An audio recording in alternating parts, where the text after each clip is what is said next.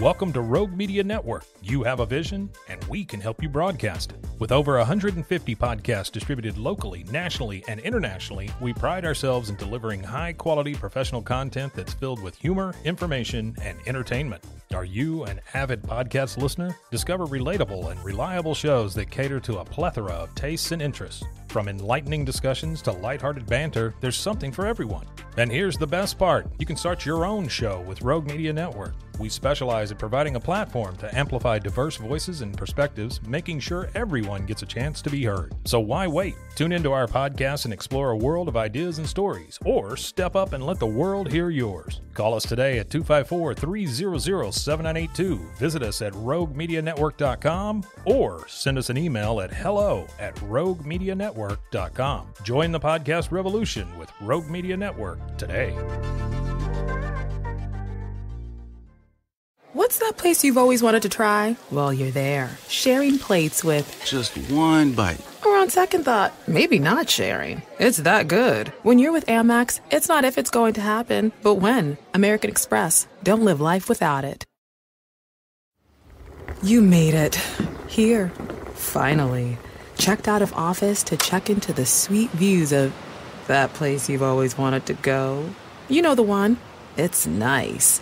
Even the kids like it. This place is so cool. And they never like it. Mom, can we go to the pool? Look at that. Not even asking for the Wi-Fi. When you're with Amex, it's not if it's going to happen, but when. American Express. Don't live life without it. There's never been a better time to find out why BetMGM is the king of sportsbooks. Download the BetMGM app and place a $10 moneyline wager on any NBA playoff game. If either team hits a three-pointer in the game, you'll win $200 in free bets, regardless of your wager's outcome. Just use code LIBERTY200 when you make your first bet. Sign up now and discover BetMGM's daily promotions, boosted odds specials, and more. Download the app or go to BetMGM.com and use code LIBERTY200 to win $200 if either team hits a three in any NBA playoff game. Visit BetMGM.com for terms and conditions. Must be 21 years of age or older to wager. Pennsylvania only. New customer offer. All promotions are subject to qualification and eligibility requirements. Rewards issued as non-withdrawable free bets or site credit. Free bets expire 7 days from issuance. If you or someone you know has a gambling problem, help is available. Call 1-800-GAMBLER in partnership with Hollywood Casino Morgantown.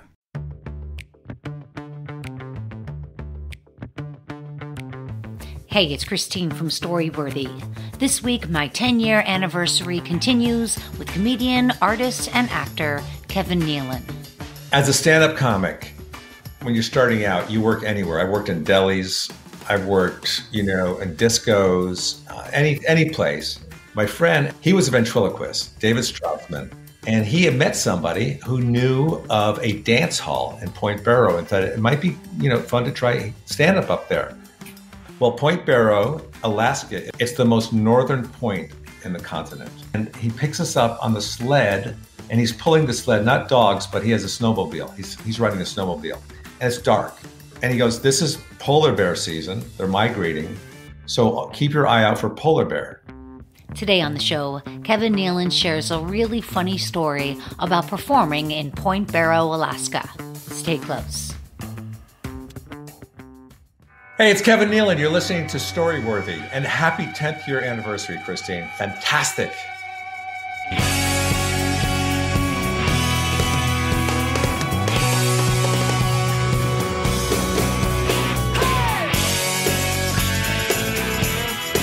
Welcome to Storyworthy. My name is Christine Blackburn, and I'm coming to you from Los Angeles, California. Whether you're a longtime fan of the show or a new listener, welcome to Storyworthy. And guess what, guys? This is my 10-year anniversary. Yay, wow. 10 years is a long time. I know. Isn't that crazy? So this whole month of July, I'm celebrating 10 years. And, I was supposed to do the whole thing at the Improv. They were giving me, because I've done my game show there for 3 years, and they were going to give me the main room on a Sunday. But, I was going to have like a 10-year party and then all this, and that's not happening. Why not? Well, there's this, I don't know where you are. Well, I do know where you're in Nashville, Tennessee. Out here in LA, we have this little thing called the COVID. Oh, I hope it doesn't make it to Nashville. Well, it probably won't. It's probably, isolated enough. Yeah. What are you doing in Nashville, by the way? Well, my in-laws live here. So we're visiting them among other friends. And I did not fly commercially.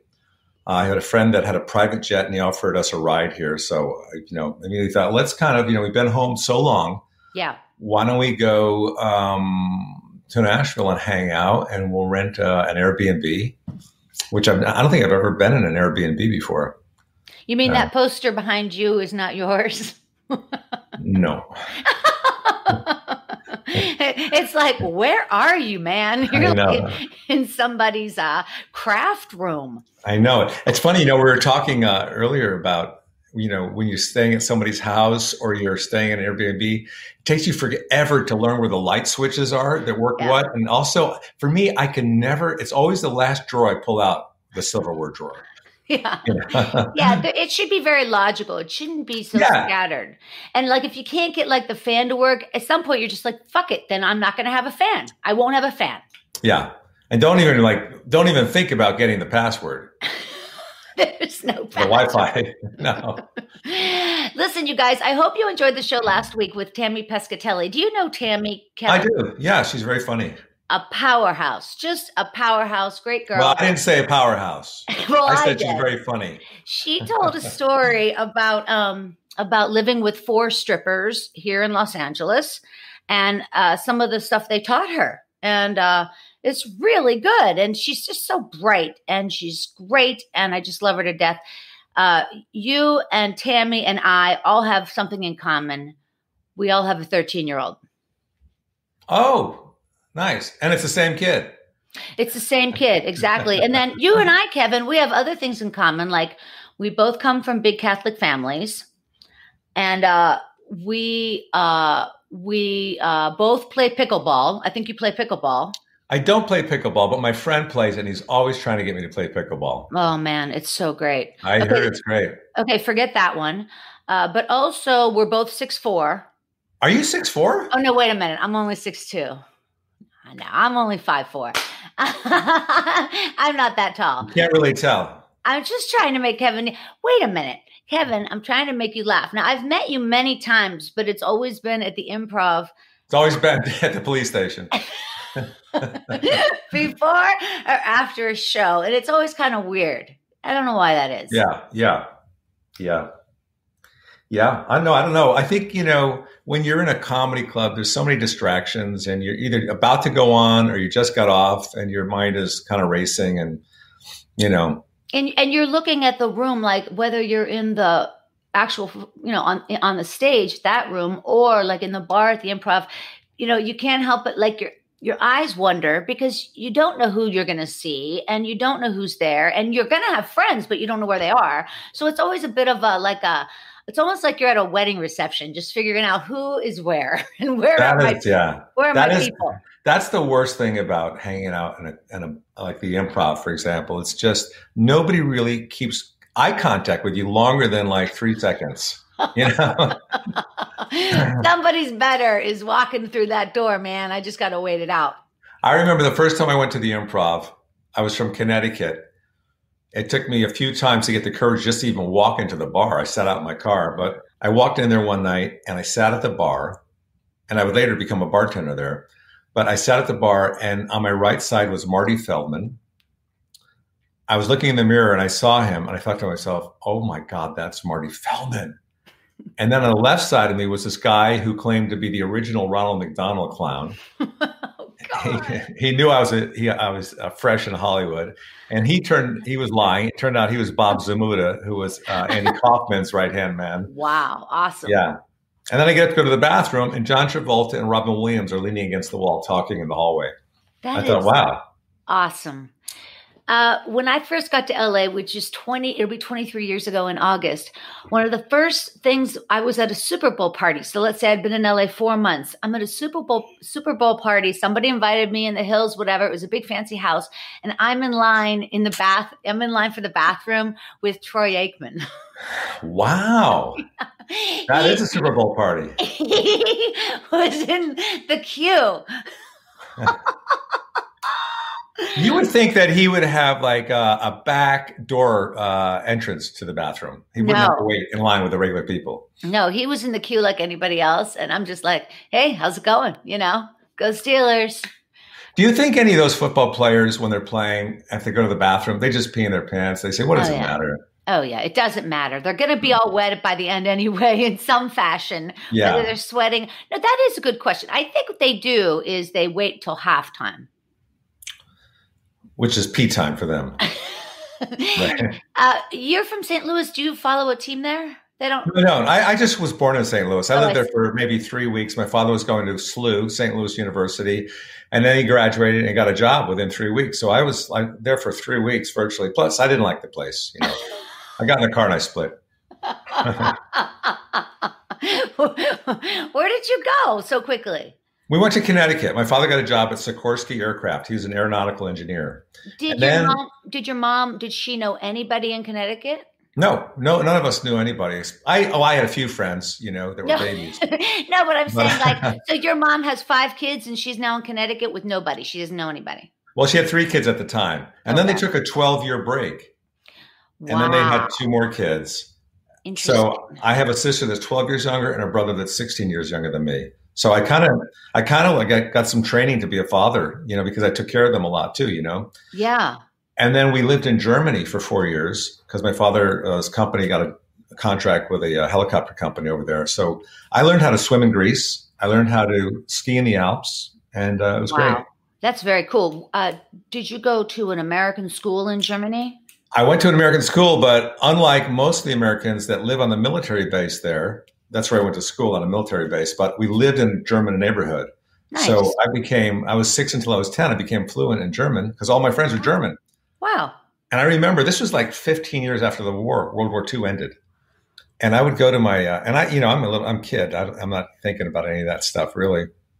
And I would go to my friends. To this day, I remember going to I must have been thinking about it because I remember this, but I went to my friend's house and his father was in the German Navy. He was an officer in the German Navy. Wow. And he had a glass display case in their living room of all the German ships, on fake water, lined up. Wow. So he was a Nazi? Yeah. Wow. I mean, wasn't everybody in the German army? Well, yeah. Military back then? Did you ever read that book by Stephen King? I think it became a short film as well about, it was it was short at first. The Shining? It was not, it was in one of those books like Night Shift or Skeleton Crew.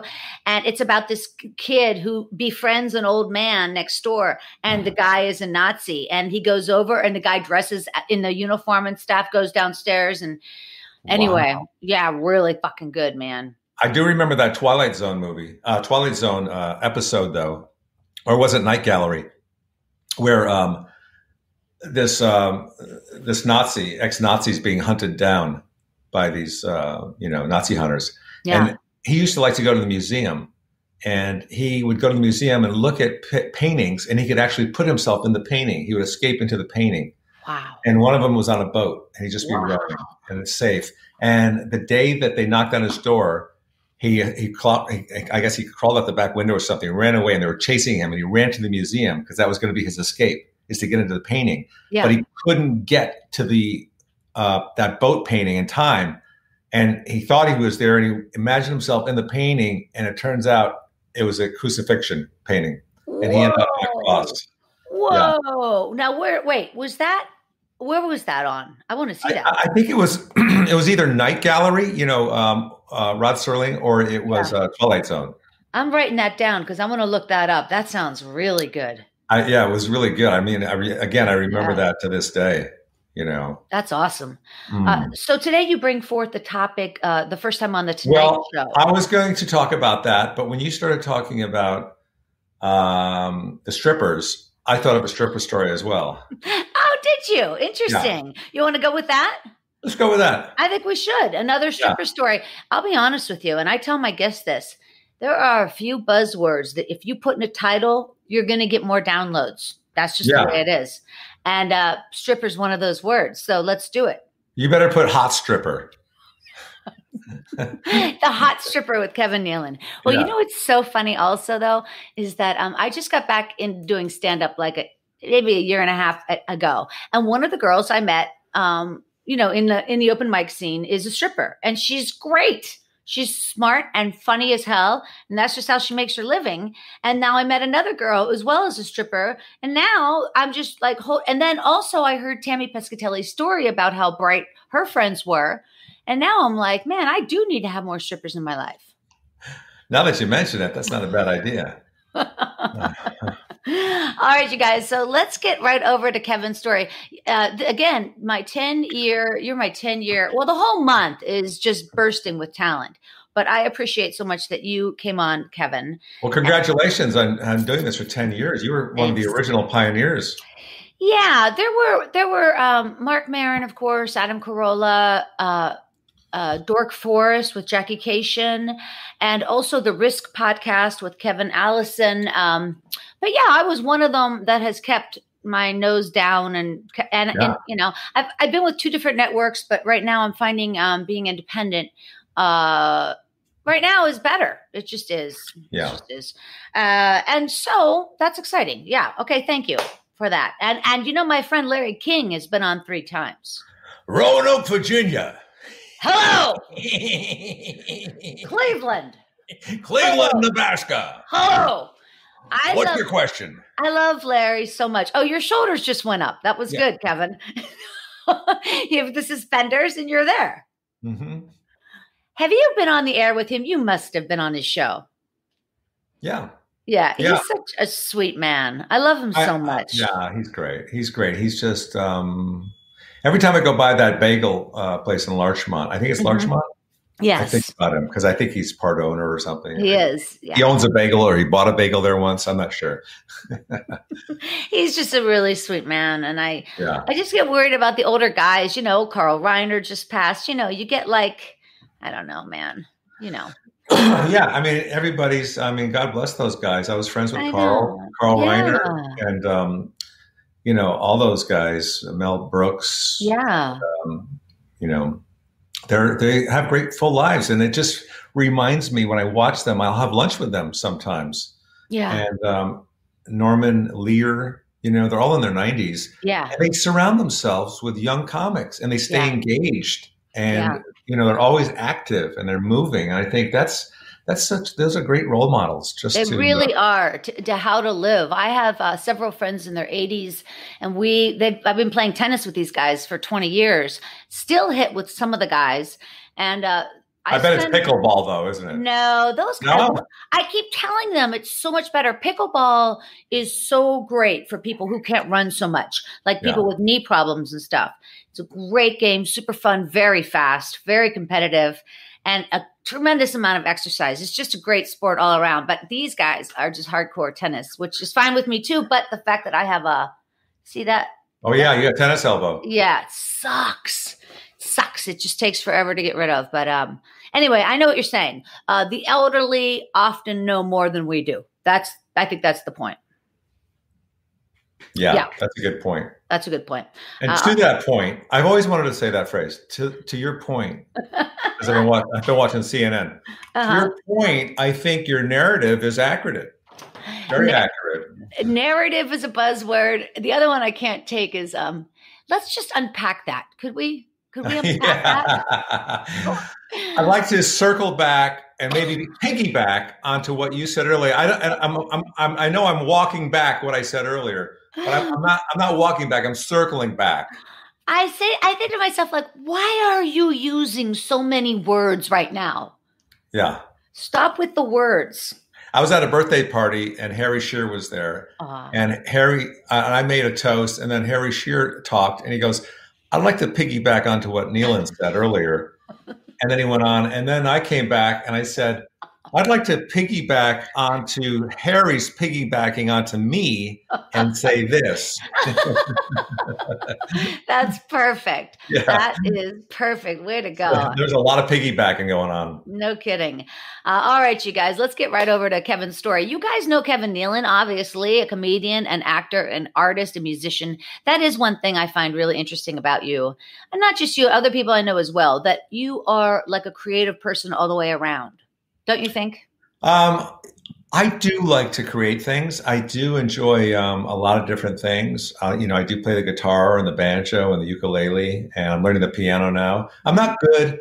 I'm not really good at any of those things. I do a lot of stuff, but I'm not really good at it. But I can keep myself busy. Like this COVID thing is like, for me, it's given me a lot of opportunity to explore my hobbies more. Yeah, so I I've been know. drawing, I've been sketching a lot and painting, and that's been fun. Your art is so beautiful. You guys, if you go over to Instagram and your art there is so beautiful. Thank Is you. that at Kevin Nealon Art? Or wait. Well, yeah, I have one that's at Kevin Nealon Artwork, Yeah.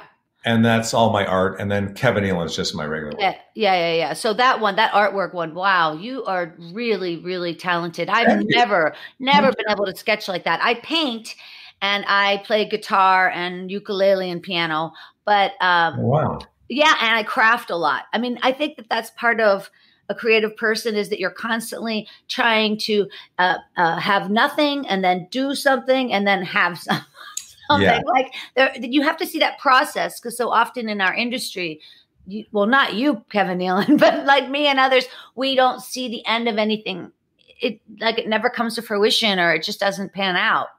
It's funny, I'm reading a book right now, Leonardo da Vinci by Walter Isaacson, because he fascinates me, and I just savor every page of it. Wow. And one of the interesting things is he often didn't finish works. Wow. Because he would get distracted by other things, Wow. like he'd be maybe designing a mold to build a horse statue out of. Wow. So he goes to to a stable and he's looking at the horses there. And then he's distracted by thinking about how to build, better drainage in the stables. Yeah. So all of a sudden he's forgotten about the mold and he's, working on a drainage thing for the stables. He's so present. Yeah. And also if he couldn't make it perfect, a lot of times he didn't want to finish something. Yeah. What do people sometimes call that? Like hobby jobby or something? Flaky. Flaky lakey. No, Yeah. people call it like, my sister will call it something like, oh no, that's like that Japanese wacky macky or something. What is that? Hodgepodge or I forget. It's going to come to me. I'll just shout it out at some point. Okay. I'll just shout that out. So today we are talking about your first time on The Tonight Show, which was in 1984. Then you later became a regular there, of course, and on Late Night with David Letterman.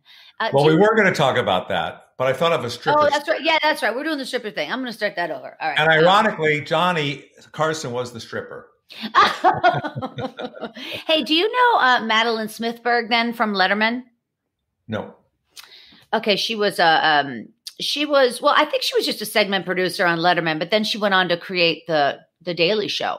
I might have met her in one of the Lettermans I've done, over the years, and I don't remember. She's a great girl. She now is a chef, and it's called Is she? Yeah, it's called Mad in the Kitchen. It's really good. I'm not a cook myself, but I've been able to work with her, like her stuff, because it's very simplified. And then also because she's been a producer for so long, or she was a producer for so long, the cooking show is just funny stuff. Yeah, you got to see that. I'll have to check that out. Yeah, madinthekitchen.com.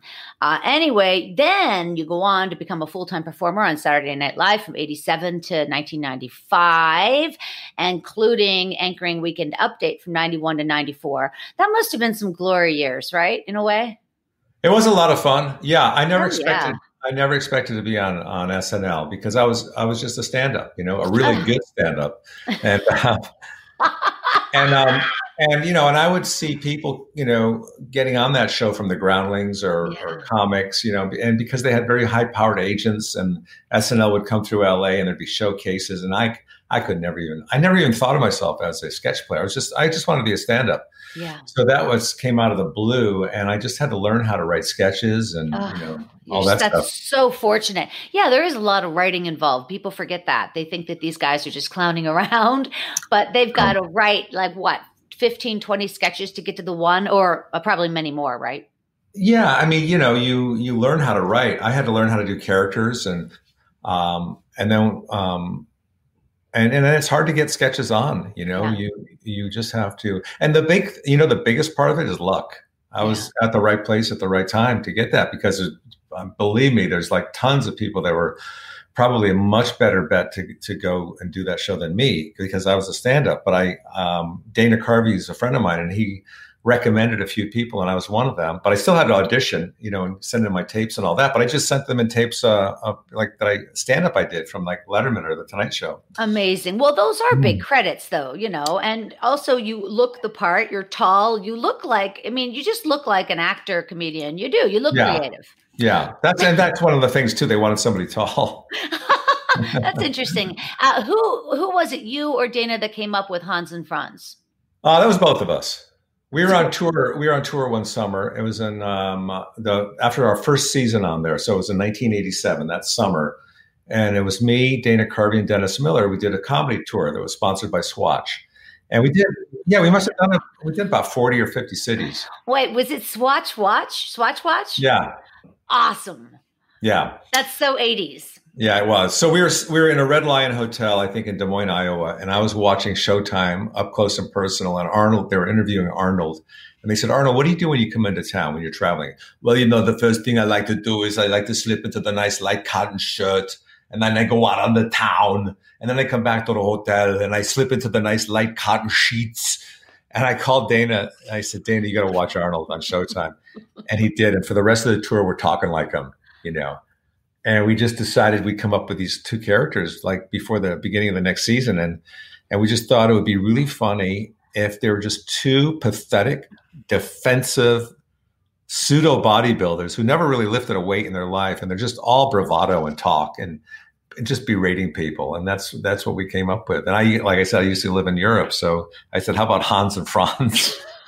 And then who thought of pump you up? Because that became such a catchphrase. Well, back then there was that term, you're going to get pumped, you want to get a good pump in and all that. And, I don't really remember, it's not like the Beatles where, John wrote that song, Oh, actually, I wrote that song. We got into a room and we were just jamming and riffing and those two characters made us laugh more than anything else, Oh, you could tell how much you enjoyed it. Oh, yeah. We get into a room and it was just endless. If you think that you're so properly pumped, I could stretch your love handles into a bag and you could climb into the bag and carry yourself out to the trash, my friend. Oh, man, that's a good time. Yeah, they were fun. Then you started, you've always been an actor, I guess, as well. Did you always act or when did you, no. What was the first time?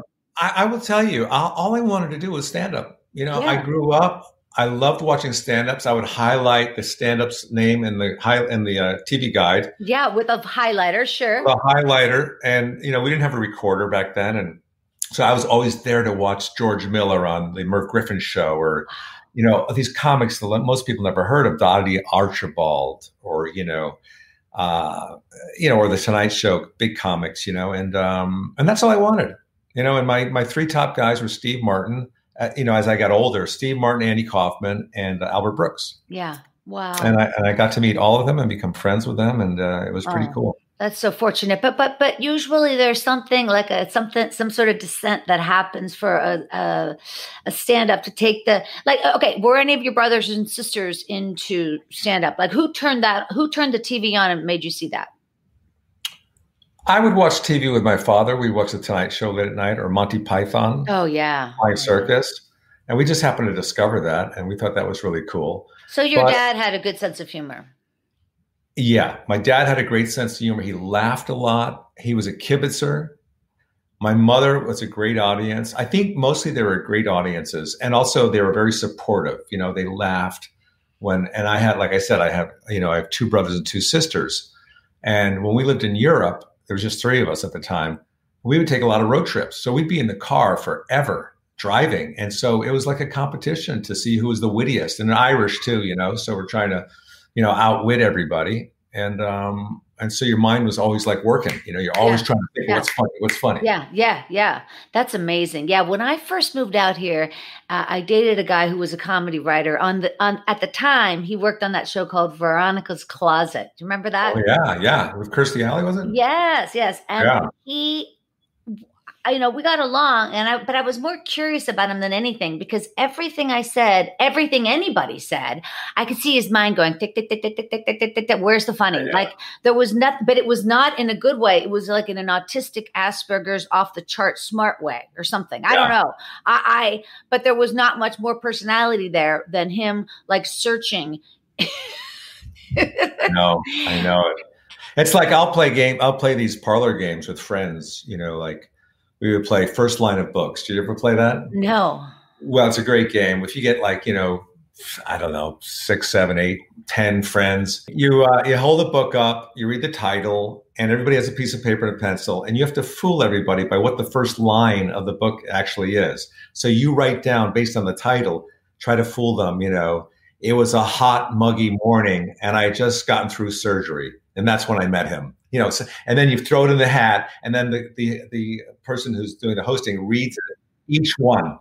And then you have to guess what's the real title. So my friends and I, a lot of my comic friends like Gary Shandling or, some other friends, we didn't care about getting points or winning. We just wanted to get laughs, about the title, about the first sentence. That is so fun. That's kind of like Boulder Dash, that show where you try to fool people into certain vocabulary words that like nobody's ever heard of. That's a great idea. Good party game. If you're socially distanced, you have to have a very big yard, and then Well, you can even do it on Zoom now. I mean, we play Mafia on Zoom all the time, like twice a week, and it's been a godsend. Just to, Mafia. No, I don't. What is that? Oh, it's so fun.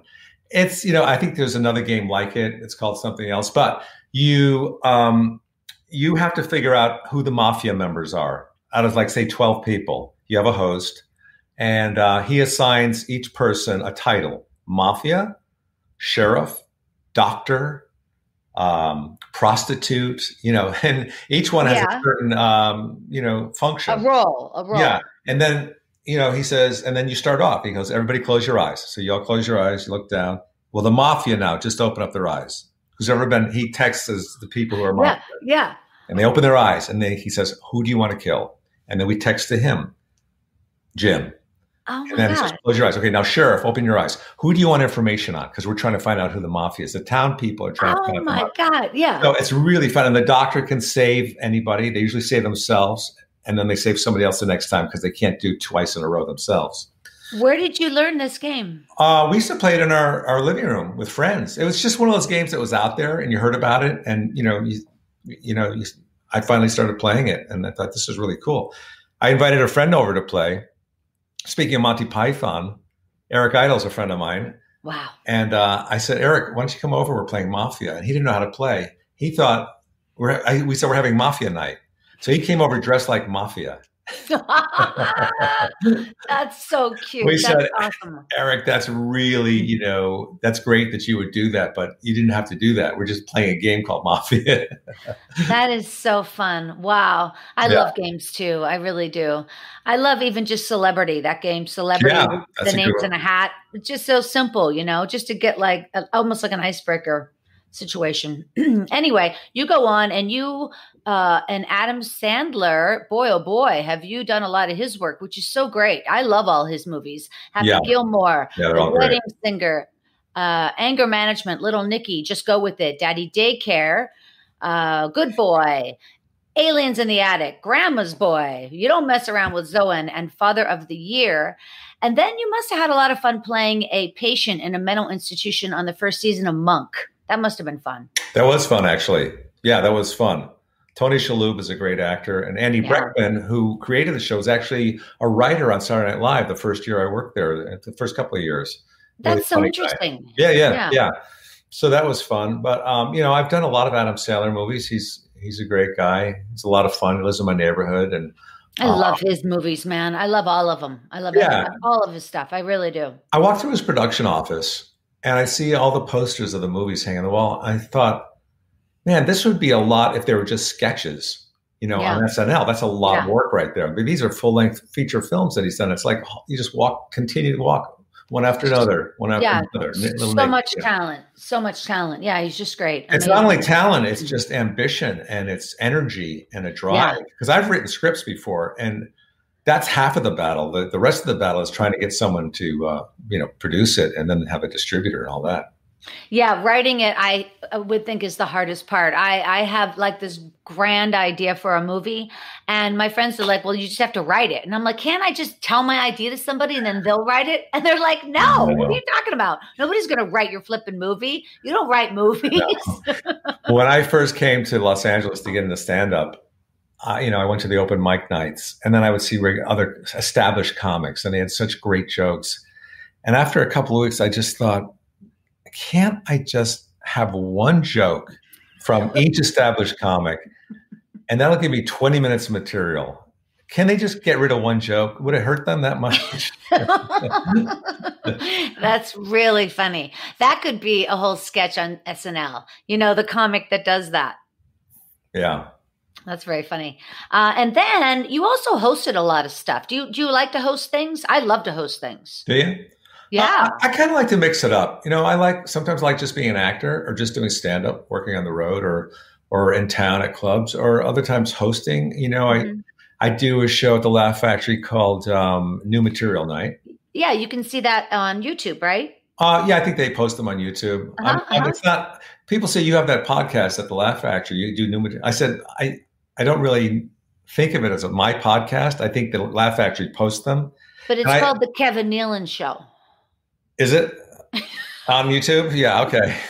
Well, I call it New Material Night. And then I have like 4 comics that come in, and they'll try about 7 minutes of stand up and work new material in. Then I'll sit down with them on stage, and we'll kind of riff and try to come up with new material. Yeah. It's so fun. It's kind of it's a condensing of what we used to do. It's a short form of being in a club all night, hanging out, doing your act, and then going like to Cantor's Deli. Yeah. And chatting. And chatting and riffing, and then the sun's coming up and you're driving home. I have so often sat with comics going over material where it's like, okay, I get 15 minutes, then you get 15 minutes. And we will look at that clock, man, because I get my time and you get your time. Do you know what it's become for me now? Okay. Honey, you vent and complain for 5 minutes, and then I'm going to vent and complain for 5 minutes. That's really good, though. I like that. That keeps the communication open. And my daughter, Alabama, she does that with me all the time. She'll say, Mama, I'm just going to say something now. It doesn't require you to say anything back. Just listen. Yeah. And then she'll tell me something. And I hear that from my wife. My wife says that too. Yeah. You don't need to try to fix it. Just listen. I just want to be listened to. Speaking of your wife and her pregnancy, you wrote a book during her pregnancy called Yes, You're Pregnant, But What About Me? Right. That's very funny. I don't know why. I mean, I've seen so many books titled like I'm a dad this or dad that, but that's really funny. What? As you think so. I had a good time writing it. It was very cathartic because I had a book deal at the time with Judith Regan from Regan Books. Wow. And by the time I started writing, she had been fired or something, or her company got disbanded. But the new company kept my contract. Yeah. So I've been trying to think of something to write. And then my wife went out and got pregnant. and I was going through that, and it just stirred up so many memories of me as a child and what my parents were about. And I thought, well, maybe I should write about, going through a pregnancy. So the title is basically, she gets all the attention. What about me? And I'm helping, I'm cooking and stuff, Yeah. It is astounding how men have so little to do with the actual pregnancy. In other words, when the sperm meets the egg, that could have taken like 4 seconds, like no time at all. And then you're essentially out of it until that baby comes. It's so odd. You have to be there, but yet you aren't having to do anything. But isn't that the way nature is anyway? We're here in Tennessee, and my friends live on this nice, farm area here. And last night we saw a deer with its fawn, the little baby doe next to it, looked like Bambi with all the spots on it. Yeah. And I said to my wife, I wonder where the father is. And the father is probably out hunting for food or looking for something, or. No, the father's out humping other deers. What are you talking about? Yeah, but that's really the way our planet was built, I think, at the natural order of things is that we were meant to reproduce. And the whole marriage thing came along, the monogamy thing, somebody created that. But I think, in the order of nature, it's just reproduce. Anything you see, have sex with, have kids and babies, and keep this world going. Have you ever seen an elk? If you ever go through Colorado or certain areas when the elk are rutting, the elk in the fall time, and then they make that sound. They make the sound, Yeah. and then they have a herd. So there's one male elk, and then 60 cows. They're called. Yeah. And that's all they do is I don't know if they're ramming or I'm not sure what they call it, but it's just it's full-time sex all fall long. Oh my God, what a nightmare. The 14-year-old, I would say that sounds pretty good. Oh man, I'm telling you. Anyway, now you are hosting a YouTube show called Hiking with Kevin. Well, you're not doing it now, but you have done it for 2-3 years, right? Right. I'm on a kind of a hiatus right now with it. I did 3 seasons. It's great. About 85 hikes with different celebrities and notable people. I mean, everyone from, Robert Kennedy Jr. to Diana Nyad, who swam from Cuba to Fort Myers without a shark tank. Did she kick your ass in the hike? She actually was very complimentary. She said, "You look lean. You look like you're in good shape." Oh, that's great. And I said, "I'm sorry, what?" I made her repeat it. Can you say that again? Yeah. I didn't quite hear that. Where do you guys hike? Or you don't have to disclose it, but is it just a canyon here, like Runyon or Griffith Park? Yeah. I've hiked out just about every canyon in Los Angeles. Yeah. And the other day I hiked with Tiffany Haddish out in Monrovia. She knew of a place which is beautiful. Yeah. So is that like Angela's Forest up there? Mm-hmm. Yeah. Yeah. I love her so much, and I'm blown away. They didn't pick up that show she was doing with the kids, like the. Right. It was funny. It was really good. I'm working on a sketch of her right now. I haven't finished. This is not finished, but this is kind of what it's. Oh my gosh, that's amazing! Her tongue is split. Her tongue. Oh my gosh, that's awesome. It's really just rough. I need to work on this more, but that's it. But yeah, she's great. Yeah. Has there been anybody on your hike that kind of was like, okay, we got to turn back, man. I'm done. Besides me? Yeah. Yeah. Oh yeah. There's all different kinds of hikers, and I've kind of learned how to assess them, and I know who wants to do an incline and who wants to be a flatliner. I call people that want a flat hike flatliners. And some of the flatliners were David Spade. Mm-hmm. He did not want 1% of incline. And we even went up like a 1% grade, and he goes, "Are we going uphill now?" Just a little bit. He could feel it, yeah. Yeah. Bobcat Goldthwait. Oh, I love him. He showed up with a cup of coffee, so I knew he wasn't a serious hiker. And, and then some people surprised me. They're really fit. Molly Shannon was like amazing. We tore up Runyon Canyon.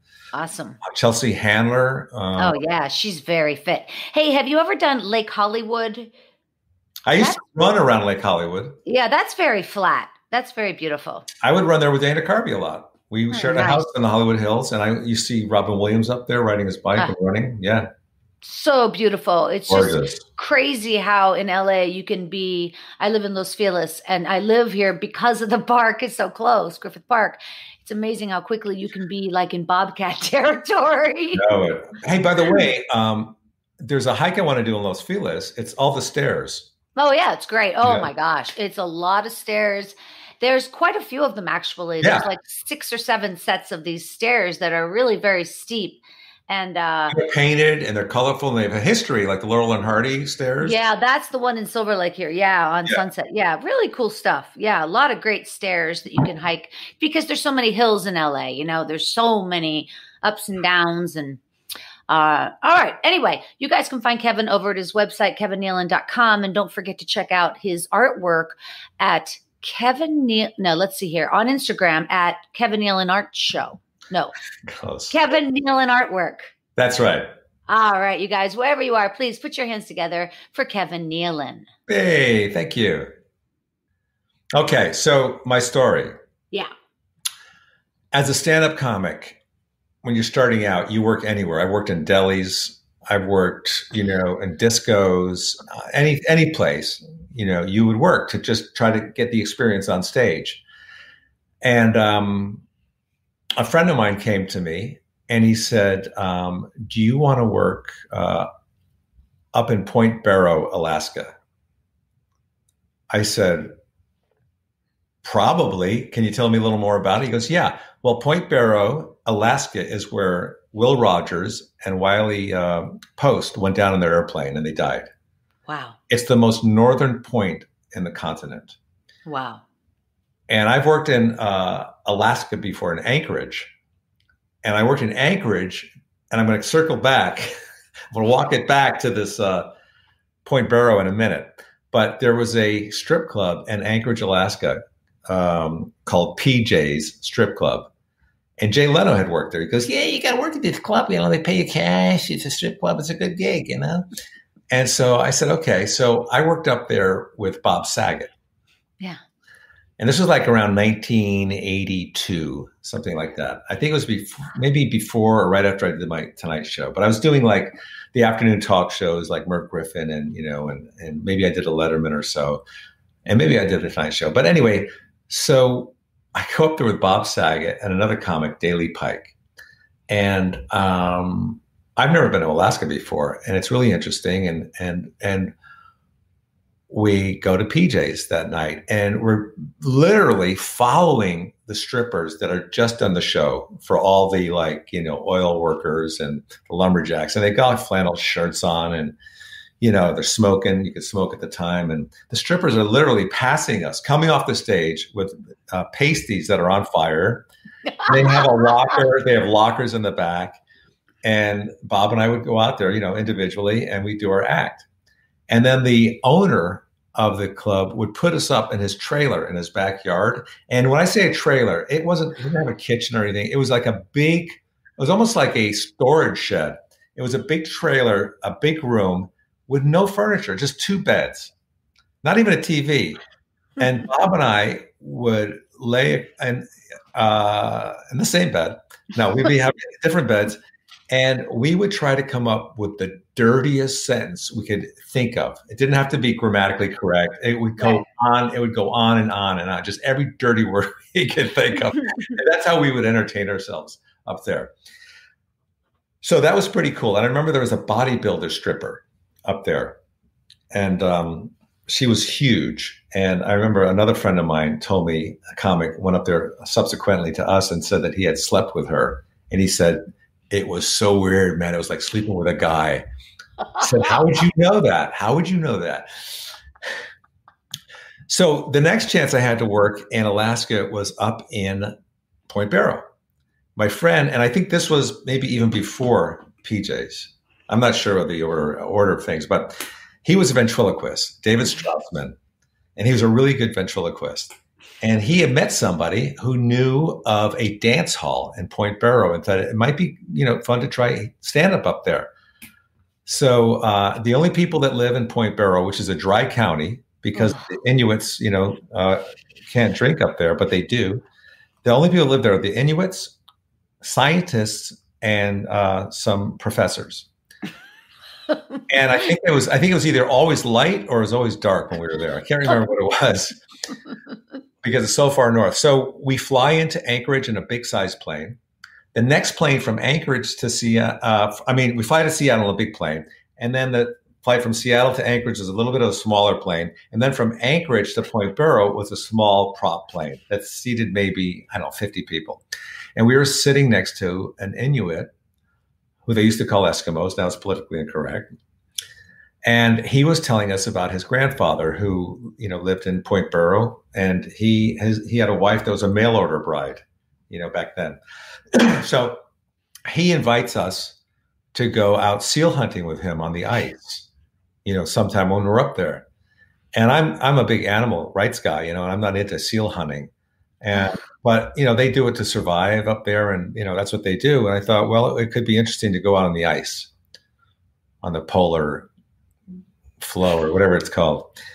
So David Strassman and I, we get off the plane, we land, and they meet us at the plane with these snorkel hooded jackets, you know, with the snorkels coming way out. So you can't turn your head to see something. You have to turn your whole body, And we go to where we're staying, and every business, every restaurant, they have a little door you go through. It's like, it's like one of those valve things, like in a submarine, where you have to get inside first, shut the door, and then there's like a hot chocolate thing there, and a little, wooden stove, and then there's another door to go into the establishment because they don't want the heat escaping. Mm-hmm. And then you plug your car engines into these outlets, when you're parked there, so your engine block doesn't freeze. Wow. It was frigid. It was so cold. There's no sewage lines, no sewer pipes there because the ground is frozen. All the sewer pipes are on top of the ground. Oh. And then they have honey trucks that come and pick up the honey buckets, where you go to the bathroom in the bucket and you put them out on the back porch and they pick those up. That's a good job. Yeah. And so we were fascinated with it all. And we go out on well, first, let me tell you what the gig was about. We go to this gig. It's in a dance hall, and there's no tables or chairs. It's just all empty, and it's kind of cold in there. And everybody's congregated way in the back of by the entrance where they take the tickets. And there's maybe 40 people total, and they're all just standing. They're kind of like socializing by the back thing, and the stage is way on the other end in the corner. So Dave and I do our acts, and as I'm doing my act on stage, I see the bouncer carrying out this Inuit woman over his shoulder who is drunk. It's a dry county, but people get alcohol. The people drink more, I think, in a dry county than where they serve alcohol. Throws her out the back door, which is right by the stage. 5 minutes later, I see the same woman. She came back in. She brushed herself off, came back in. The guy's carrying her out again. I must have seen her go by me about 5 times. He was throwing her out. So anyway, that was kind of a nightmare, but it was worth the experience. So we meet up with the Inuit that we met on the plane. We go to his house. He opens up a freezer, one of those freezers. I don't know if you had one of those growing up as a kid. Out in the garage, you lift it up, and your mother has like 8 years of like frozen stuff out there. And he's showing us whale blubber. I mean, this is how they, this is how they survive. They have to hunt, and they're way up there. And like I said, I'm not really a fan. I'm not a fan of killing things. Yeah. And he goes, "Do you want to try the whale blubber?" I said, "I think I'm good. I'll have a popsicle later." It was frozen too, And so then he goes, "Okay, I'm going to go get the sled." And he pulls up in front of the trailer. They're all like trailers up there. And he picks us up on the sled, and he's pulling the sled, not dogs, but he has a snowmobile. He's riding a snowmobile. And it's dark. It's kind of dark. And we start heading to the ice, and and he goes, "This is polar bear season. They're migrating. So keep your eye out for polar bear." And with our hooded jackets, you can't turn like that. You got to go like this, all the time. And I have my phone, and I'm taking pictures, and my phone is actually freezing up. My camera, not my phone, my camera is freezing up. And, and nothing really worked. I think I got one picture out of the whole deal. So we go out as far as we can on the ice, and he has a rifle with him for his hunting. And Dave Strassman and I are sitting on the sleds, and he gave us these. We go as far as we can on the ice, and then there's big hunks of ice sticking up. We can't go any further because it's blocked, because these ice chunks come up. So we have to get out and walk now. And he's on a snowmobile, and you're behind him. He's pulling the sled. Right. Yeah. So we all get out, and he hands us these long poles to carry, like tight wire, tightrope artists use. Yeah, the long ones. In case we fall through the ice, we're holding these poles so the poles will catch us on the ice, and we can pull ourselves up. Oh my God, that's so smart. So we got the poles. We're looking for polar bear, and he's in front of us with his rifle, and he finds the open sea. We get to the open sea. And he shoots the rifle a few times, but he never got a deer. I mean, he never got a deer. He never got a seal. It would have been weird if he came back with a deer. Did you see any seals? No, never saw a seal. But that was a great experience. That's a great thing about doing stand-up in the early days, where you take these gigs normally you would never take, once you're established. And, I got to see that whole part of the country, which I've never even thought about before. And it is just a whole different lifestyle up there. It's just everything is so frozen. I was trying to look at my phone here. I thought I had a picture of Point Barrow. It's just so desolate. It's so white as well, and so mountainous, right? I don't remember mountains. I think it was pretty flat, Oh, actually. really? Yeah, I mean, Interesting. I could be wrong, but I thought it was I thought it was pretty flat. But But when you fly into Anchorage, I've only been there once, but I was amazed at like it's just so much earth. Like there's oh so yeah, much. It's so vast. it really is, and the air is so clean too. And I remember we went in Anchorage. We went to this thing called the Bird Nest. I don't know if anybody's ever been there that's watching, but it used to be a little pub like outside of Anchorage, and from the earthquake they had in 1920 or whenever it was, it sunk into the ground a little bit. And it was Wow. old. It was like an old log cabin kind of a thing. And it was one of those bars that was half underground and the windows were just about at level with the ground. Everybody had their business cards in the ceiling, and Oh, license plates and everything. fun. Yeah. Yeah. And the initiation was, I mean, if it's your first time there, you get to call the birds. It's called the bird nest. And you open up the window and they give you this little horn and you blow it as loud as you can to attract the birds. And the horn is kind of shaped up like this and comes around. It faces your face. What you don't know is it's full of powder. And it's a trick they play on first timers. Ah. And you blow as hard as you can, and it comes at your face. And everybody, I fell for the joke, yes, idiot. That's awesome. Oh, I love that. Like a whole community joke. Yeah, but I heard it burned down or something like that. At that gig you were playing with David, was the ventriloquist part of the act as well? Was he there? The ventriloquist? Yeah. Yeah, that's David Straussman. Oh, he is the ventriloquist. Yeah, his dummy's name was Chuck Wood, who actually died 3 years ago. The dummy died 3 years ago. And let me guess how of what? Dry rot? Dry rot, and then ultimately a fire. Oh my God. He went up like that. Ventriloquism always sort of creeps me out just a little bit. Just a little bit. I know that's dumb, but I love ventriloquism. I actually fooled around a little bit in high school thinking I might want to be a ventriloquist.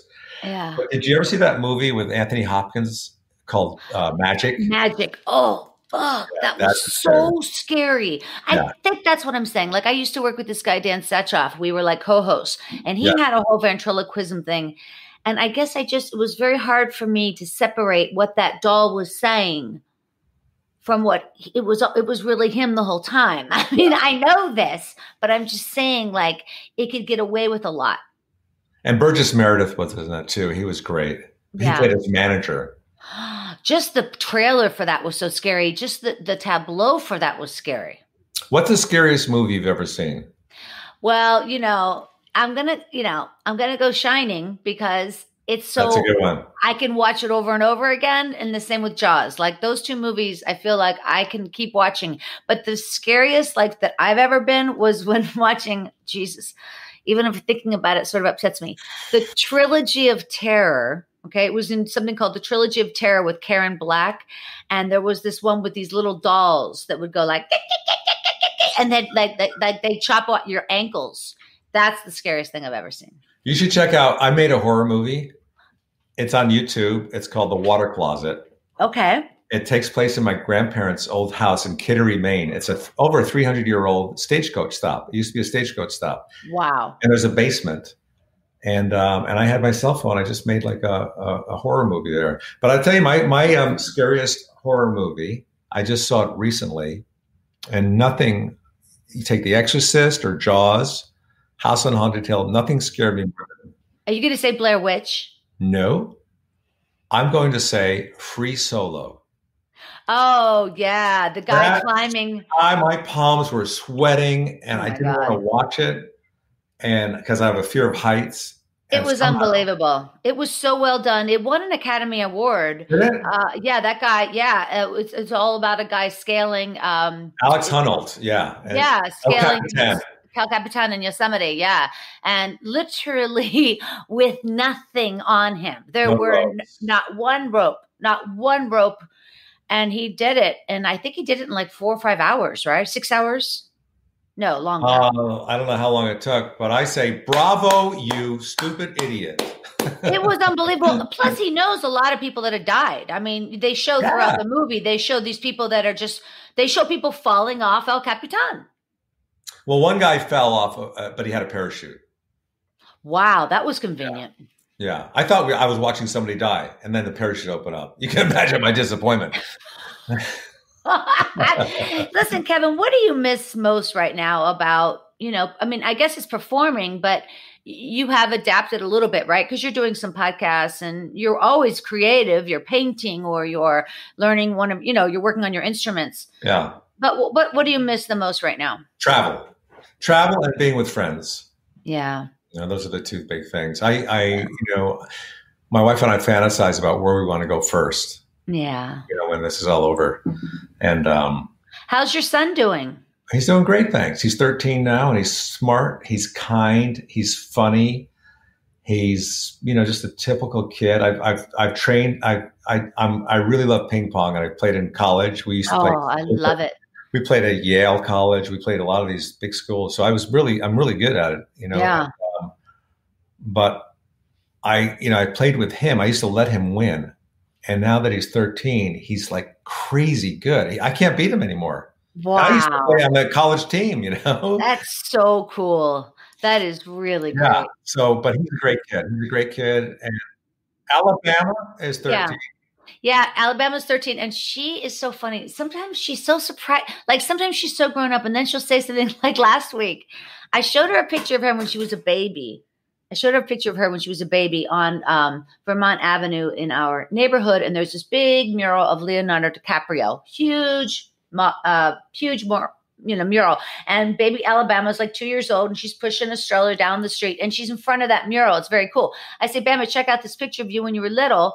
That's Leonardo DiCaprio. And she says, is that the actor or the painter?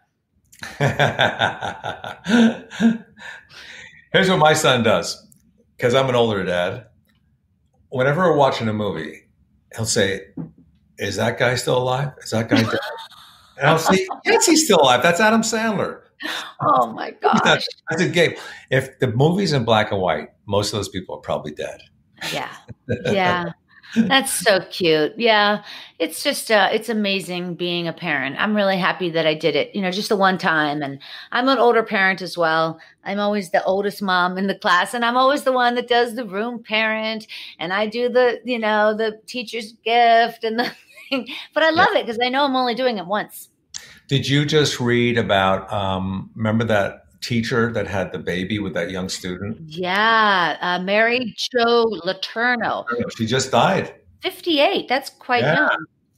That's sad. They were together, she and that student, because they got together when he was 12. 12, yeah. Well, sure. So younger than Gabe. And then she went to prison for 7 years because of what she did. And when she got out, they got married. They were together 20 years and had at least 2 kids. Pretty good run. Yeah. Pretty good run. I think that there was some love there. Well, they did divorce about 3 years ago, so fuck it. Yeah. But that was a crazy story. When you look at like your son, oh my God, he could have. What?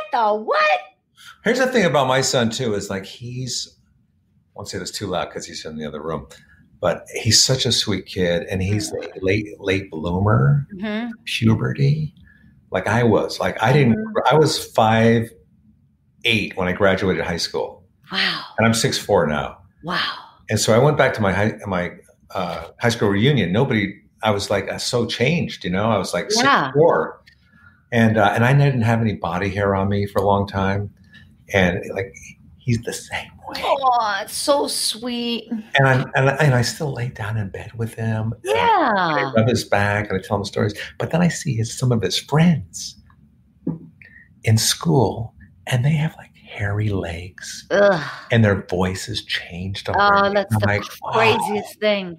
The voice changing is so incredibly obvious. Like it's such a thing. It's a big thing. They literally start sounding like a different person. Has Alabama's voice gotten deep now?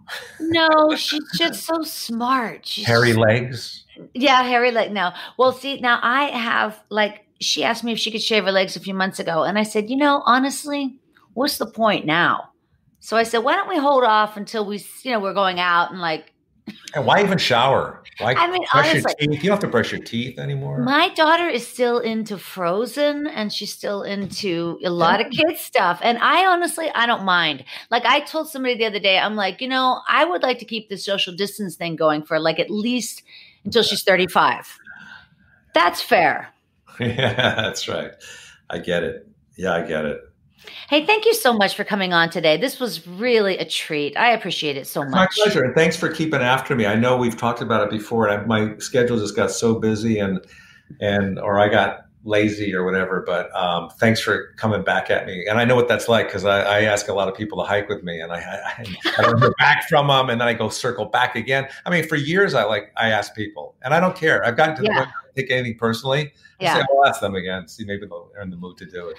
Another thing that would work would be golfing with somebody, because it's a lot of time, it's a lot of walking. And I see how you put that selfie stick right in your pants and you're just walking with the selfie stick. So it's not a technical thing.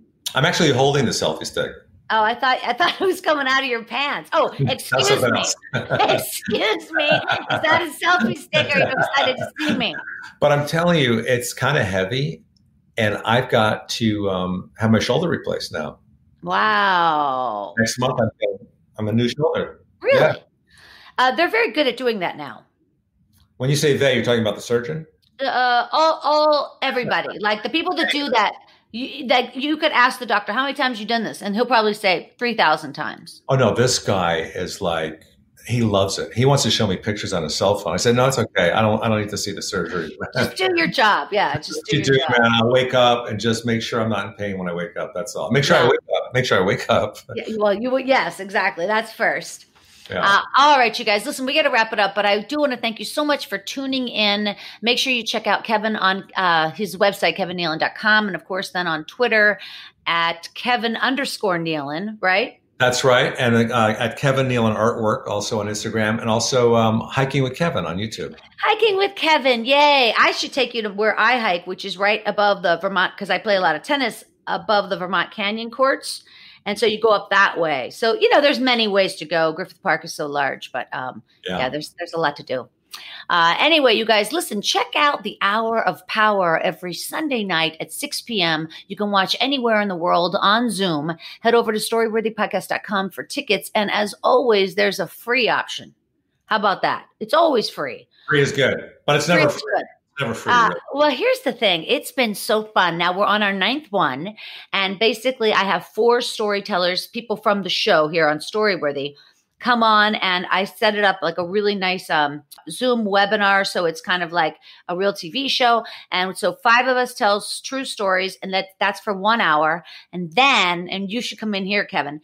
Then we play Story Smash, the game show that I do at the Improv. And it's so funny. I've got the wheel, I've got the clock. And then Blanca Patch is judging. So it's like a win-win. He's so funny. And we're having such a good time. Yeah. So you guys come on over to the Storyworthy Hour of Power every Sunday night at 6 p.m. And then also stick around for the after show in which we play Story Smash. It's ridiculous. All right, you guys, one more time on behalf of Kevin Nealon, thank you so much. Thank you. Thank you, Christine. Thanks for having me. It was fun. My name is Christine Blackburn, saying, make it a story-worthy week.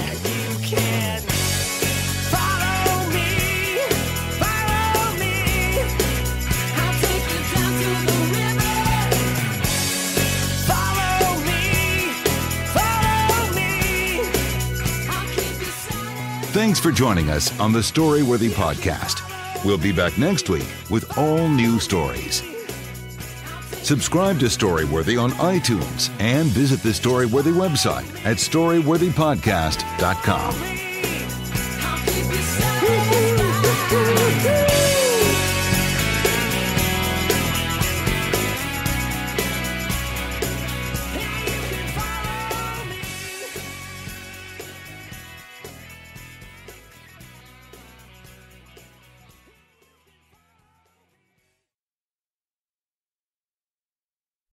You made it. Checked out of office to check into the sweet views of this place where the kids aren't asking for the Wi-Fi. Mom, can we go to the pool? And when you're with Amex, it's not if it's going to happen, but when. American Express. Don't live life without it. Home. They say it's where the heart is. They also say it's wherever you make it. They don't say it's where you unload your stuff, get tired halfway through unpacking, use some boxes as furniture, realize your oven mitt's in a box that doubles as a nightstand, don't want to buy a new nightstand, and use a towel as an oven mitt instead. But no matter where you call home, Geico makes it easy to bundle and save on renters and car insurance. Easier than grabbing a piping hot pan with a towel that's a bit too thin and trying to quickly get it to the counter. Ooh, hot, hot, hot.